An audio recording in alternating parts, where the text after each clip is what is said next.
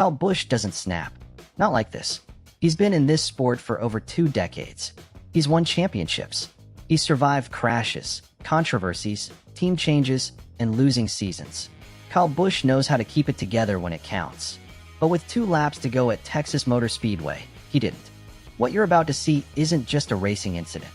It's a driver who ran a nearly perfect race, top 10 all day long, and watched it evaporate in the span of about 4 seconds. And then made a decision. Because here's what most people aren't talking about. The first hit? That's debatable. Both guys have a case. The second hit? That's where this thing changes completely. Texas Motor Speedway. The Worth 400. May 3rd, 2026. Lap 266 of 267. 1 lap to go. Kyle Busch had been running in the top 10 for most of this race. He qualified 6th. He had fresh right side tires on a late restart.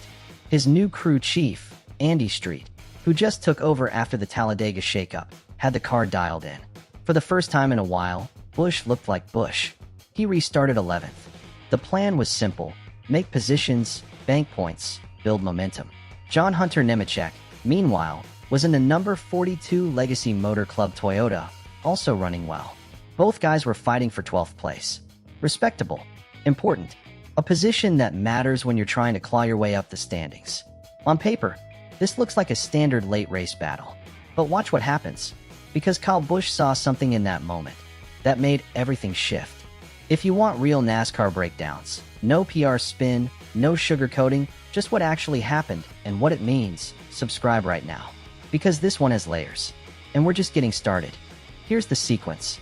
Pay attention, because this happens fast. Busch gets underneath Nemechek through turns 1 and 2. He's going for the position, working the low line, trying to clear him before the exit of the corner. He almost gets there. And then, right at the exit of turn 2, heading onto the backstretch, the 2 cars make contact. Now here's where it gets complicated. Busch posted SMT telemetry data after the race, actual steering and positioning inputs from the car's own sensors. His argument: Nemechek drifted down the track. There were 2 feet of space between Nemechek and the outside wall, and Busch says he was judging his left side tires to the hash marks. He was holding his line. Nemechek's in-car video shows something slightly different. He wasn't pinned against the wall the way the cars in front of him were. There was space, but it was shrinking. And when they made contact, Nemechek did lift. So that first hit? Gray area. You can argue it both ways. Racing incident. Tight corner.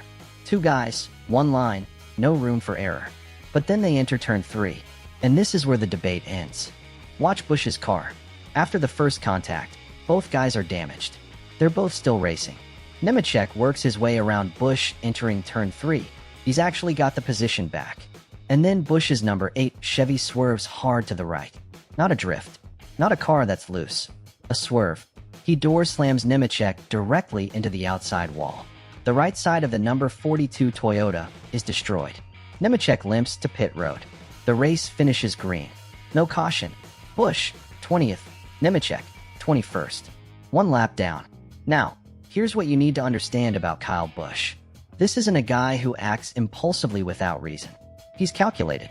He's aggressive, yes, but he's calculated. When Rowdy snaps, it's because something triggered it. And the way he reacted tells you exactly how he read that first contact. He didn't think it was a racing incident. He thought Nemechek put him in the wall on purpose. And he answered. Here's why this matters more than just one race.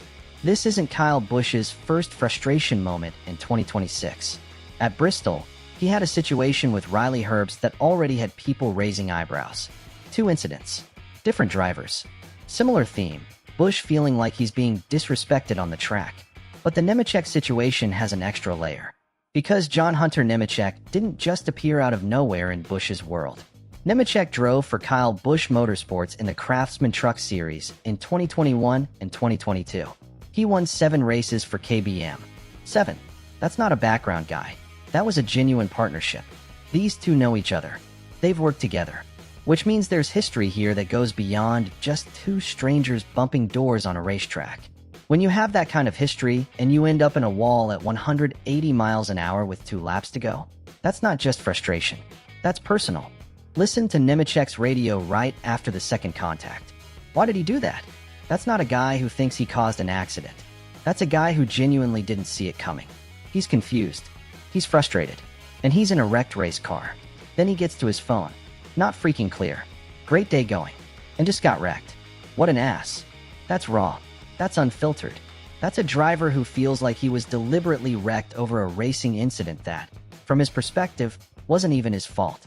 Busch, meanwhile, goes the other direction. He doesn't show emotion publicly. He shows data. He posts the SMT telemetry. He makes his case like a lawyer building a file. I did not start this. The 42 apparently doesn't know where the RS of his car is and where he is in relation to the outside wall. Always know who you're racing beside. Two completely different responses. One is emotional. One is calculated. And that contrast? That tells you everything about where each driver's head was at. Now here's where we need to zoom out. Because Denny Hamlin, who won the race that day, went on his podcast the next morning and said something that the NASCAR world is going to be sitting with for a while. He said that no matter who was at fault for what happened on the backstretch, what happened in Turn 3 was certainly unacceptable. That's Denny Hamlin, a guy who has been in payback situations, a guy who knows the unwritten rules better than almost anyone in the garage. And he used the word unacceptable. That's a strong word. Because in NASCAR's garage, there is a code. You can race hard. You can hold your line. You can even bump someone back if they bump you first. But there's a line between responding and retaliating. And the question right now is whether Kyle Busch crossed it. Let's break down what's actually at stake here culturally. Because this is bigger than one crash. In the NASCAR garage, respect is currency. It's not printed anywhere. There's no rule book for it. But every driver knows the rules. Veteran drivers, guys like Busch, Hamlin, Elliott, they've earned the right to hold their line. They've been around long enough to know exactly what they're doing in traffic, and they expect the drivers around them to know the same. Newer or mid-tier drivers sometimes get labeled aggressive because they're still learning those invisible boundaries, still figuring out who they can push and who will push back. Nemechek is 27 years old. He's got Cup Series experience now, but he came up through trucks. He's talented. He's not reckless. But in the eyes of a two-time Cup champion with 60-plus wins, there's a pecking order. And veteran drivers don't forget when they feel like it's been ignored. The question isn't just what happened at Texas. The question is, what does Busch believe happened? Because his perception of that first contact is what drove every decision that followed. Let me ask you something before we go deeper. After everything you've seen so far, was this just hard racing? Or did Busch go too far in Turn 3? Drop it in the comments right now. Racing or too far? I want to know where you stand. Because the next part of this breakdown changes the conversation. Let's be fair to Nemechek here. Because this story has two sides. From Nemechek's position, he's racing for 12th. He's got a fast car. He's doing exactly what you're supposed to do in that situation. Protect your line, hold your spot, don't give away a position for free.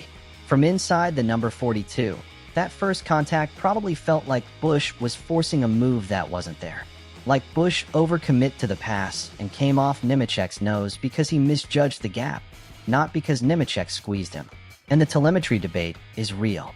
These data arguments go back and forth. Both sides can point to something that supports their version. So yes, the first contact? Genuinely debatable. But there's one detail in this whole sequence that's hard to explain away. And once you see it, Busch's reaction makes total sense. Or maybe it makes things worse, depending on which side you're on. Here it is. After the first contact, after both cars hit the wall coming off Turn 2, Nemechek lifted. His own in-car footage confirms it. The moment they made contact, he backed off. Now, Busch's team would argue that's irrelevant. The damage was already done. Busch's right front fender was compromised. NASCAR officials were photographing it after the race. Busch might have genuinely had less control of the car than it looked. But here's the thing. If Nemechek lifted, if he backed off after making contact, and Busch still turned right in Turn 3 and hit him again, that wasn't a guy with a broken car reacting instinctively. That was a two-time champion delivering a very deliberate message. And that is exactly what NASCAR is going to have to decide if they penalize him for. So what happens next? NASCAR is watching. And they've set a precedent here that's hard to ignore. Bubba Wallace was suspended in 2022 for intentional contact at a 1.5-mile track. Chase Elliott got the same treatment in 2023. Austin Cindric got a $50,000 fine and a 50-point penalty at COTA in 2025 for a similar situation. Busch didn't hook Nemechek. It wasn't a full right hook. But the contact was hard. It sent Nemechek into the wall, and it looked intentional. The question NASCAR has to answer: does intent matter if the result is the same? Fox Sports insider Bob Pockrass put it bluntly: NASCAR has said this is a contact sport. They've said if you get bumped, you can bump back. But there's a difference between bumping back and doing what Busch did in Turn 3. If NASCAR suspends Busch, he misses Watkins Glen on May 10th. That's points. That's momentum. That's a team that just made a crew chief change and was finally showing signs of life. Gone for a week. And if they don't suspend him, then the message to every driver on the grid is: retaliation is still on the table. Because this isn't just about Busch and Nemechek. This is about a trend that's been building all season. Veteran drivers who feel disrespected. Younger or mid-pack drivers racing with urgency in a changing garage. And a NASCAR organization that just went through leadership changes of its own and is still figuring out where the line is. At Bristol earlier this year, Busch and Riley Herbst had a moment. Now Texas with Nemechek. That's 2 incidents in a short window, and both involve Busch feeling like he's not being given the space a driver of his experience deserves. Is Busch wrong? Is the garage changing around him and he hasn't adjusted? Or is he right, and the new generation of drivers is pushing too hard, too fast, in situations they don't fully read yet? This debate is happening right now across every NASCAR podcast, every garage conversation, every fan forum. And it's not going away anytime soon. Here's what makes this situation genuinely dangerous going forward. Kyle Busch has now made his position public. He posted the telemetry. He explained his logic. He believes Nemechek was in the wrong on that first contact, and he let the whole NASCAR world know it. Nemechek called him an ass on social media. That's not a guy who's going to let this go quietly. These two are going to be on the same track again, multiple times, in the next few weeks alone. And the next time they end up wheel-to-wheel for position, every single person watching is going to be holding their breath. Because in this sport, once the message has been sent, the only question is whether the other guy responds. So now we're at the real question. Is this done? Or did what happened in Turn 3 at Texas just open a chapter that neither of these guys is going to close quietly? Busch is fighting for relevance in a season that hasn't gone the way he planned. Nemechek is fighting for respect in a garage where his car doesn't always give him the tools to earn it on pace alone. Both of them have something to prove. Both of them feel like they were wronged. Drop it in the comments right now. Team Busch or Team Nemechek? Here's the thing about Kyle Busch. He's been written off before, multiple times. And every time, he's found a way to remind people why he's still dangerous. But moments like Texas don't just affect the guy he wrecked. They follow him too. The points lost, the potential suspension, the perception in the garage, the question of whether his frustration is starting to cost him more than anyone else ever could. Because in NASCAR, the problems you ignore are the ones that come back at 180 miles an hour. Subscribe if you want breakdowns like this. Real analysis, real data, no PR spin.